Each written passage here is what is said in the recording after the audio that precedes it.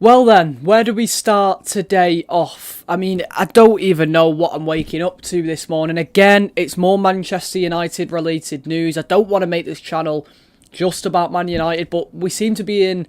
I don't know. I don't know why everything's about United. I mean, it always is with the media, isn't it? But again, we've got more news that I just don't want to be hearing, realistically. I mean, again, it's manager talk. We're talking about sacking Eric Ten Hag again. I don't understand why this is happening. If it's about recent results, look at the squad he's using. I mean, we're not even going to get into that mainly. We're going to start talking about candidates because I guess we have to, because this is becoming a bit of a reality. Like, I don't know why it's becoming a reality, but it is. There's more important issues at the club. And I just don't think the manager going is going to help anything. I don't think we need to get rid of the manager. But let's discuss the news I'm waking up to this morning. So David Ornstein, a credible journalist, has been on Sky Sports this morning doing a little interview talking about the United ownership with Sir Jim, with Ineos, etc. And he was mentioning names to be the new manager of United potentially, and like what sort of Sir Jim and David Brailsford and people like that are sort of, discussing internally. Now, I don't know if this is true or not. I mean, David Ornstein's come onto Sky and started talking about things like this, so we've got to discuss it, haven't we?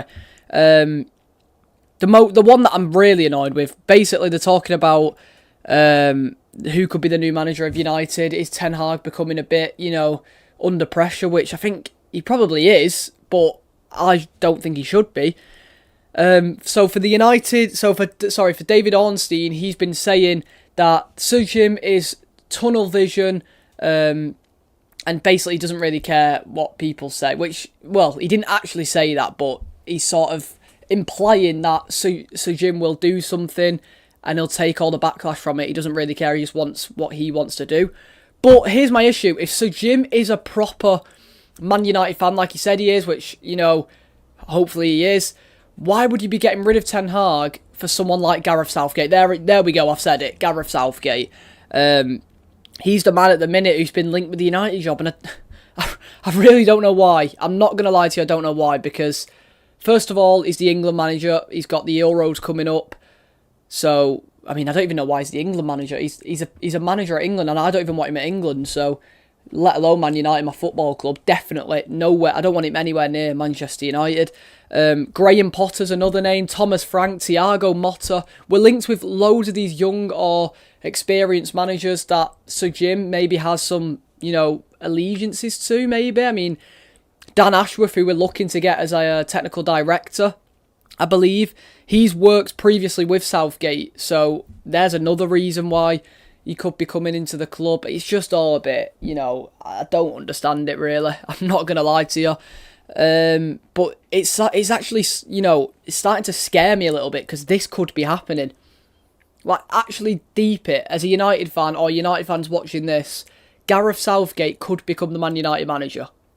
That's absolutely bonkers. Like, it's mad. It's mad to think, but hopefully it doesn't happen. So I think if first of all, if we're talking about Ten Hag, right, again, some United fans want him gone. They feel like he don't have a style of play. They feel like he's run his course. We need a new manager in.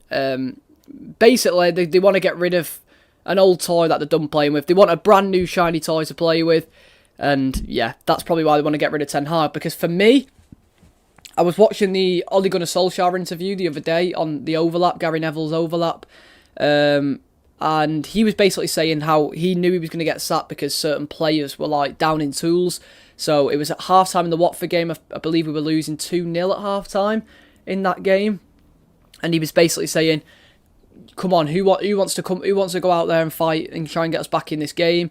He ended up bringing Van der Beek and Martial, I think, on, and Rashford and McTominay were replaced. Now, I'm not saying they're two that didn't want to play for Ole, or, I'm not throwing any accusations out there about that, not at all, but you've got to think about that. Like, Ole Gunnar Solskjaer, we saw players down in tools for him, we saw the player power over Mourinho was massive. Like, at the time, people were saying, we want Mourinho gone, but it was more about the players. They downed tools, didn't they? They all just gave up on Mourinho towards the end of his tenure at Manchester United. They probably did the same with Van Gaal as well. I know he just walked at the end of a season, so I think it's a similar things happening with Ten Hag at the minute. I think the players are starting to down tools and not play for the manager. I think some of them, you know, it's not like, basically my head scrambled this morning, I'm not going to lie to you. It's just mad news that we've come out with, that David Ornstein's come out with, saying that we're heavily linked, well, not heavily linked, but, you know, sort of linked to Southgate.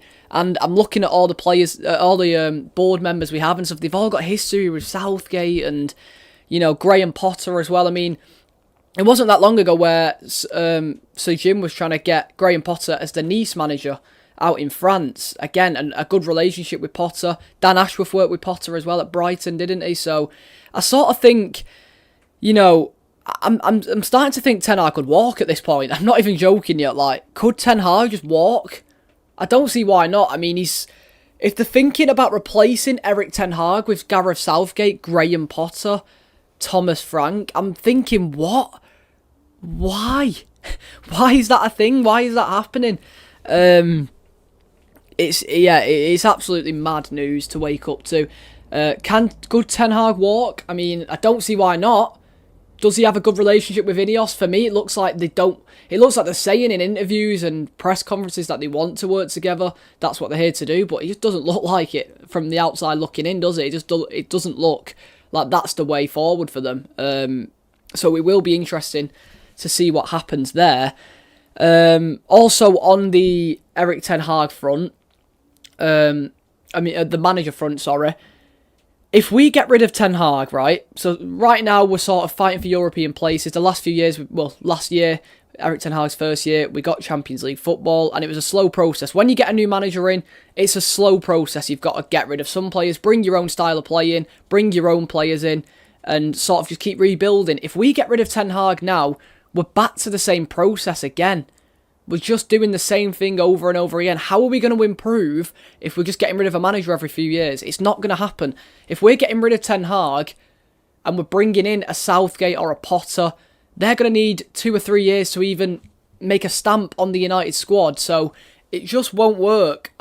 It won't work. As simple as that.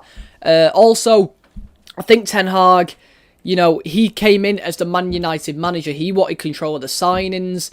He wanted control of, you know, things that go on in the club as well. And he's had that the last few years. He's bringing players in. Some of them have worked, some of them haven't, into the football club.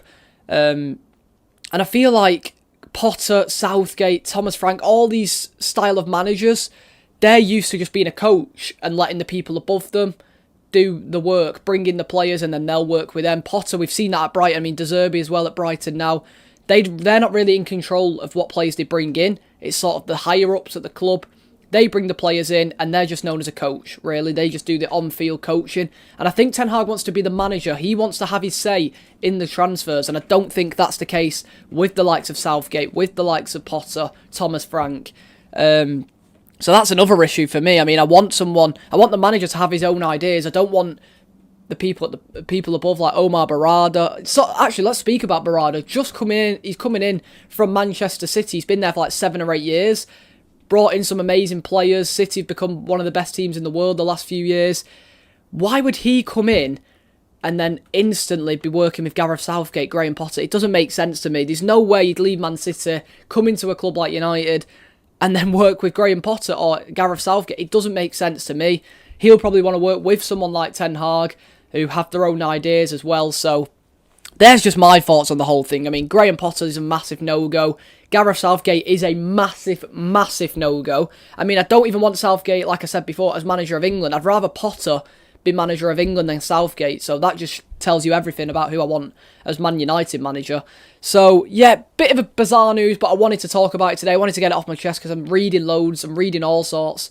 And, you know, I just wanted to discuss it here. I've blabbered on for a while. But yeah, the videos are coming consistently now. We're here. I promise you, we're not just going to be talking about Manchester United. That is my promise to you guys. So hopefully you did enjoy. Please like, subscribe, and I'll see you all in the next one. See you in a bit.